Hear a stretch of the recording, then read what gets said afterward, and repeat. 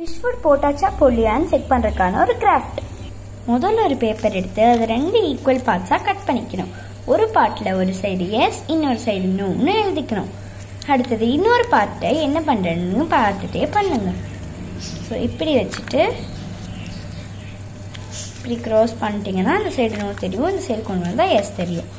இப்போது என்ன பண்ணுறேன்னு பாருங்கள்.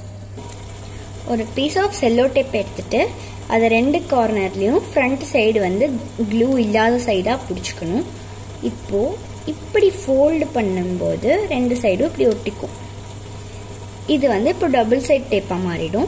இப்போ இந்த எஸ்னோ ஷீட்டில் பேக் சைடு சென்டராக பார்த்துட்டு இந்த டேப் ஒட்டிக்கணும்.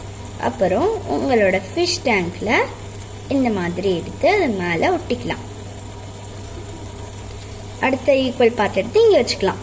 இப்போ ஃபிஷ் ஃபுட் போட்டாச்சா போடலையான்னு தெரிஞ்சுக்கோ. பாய்.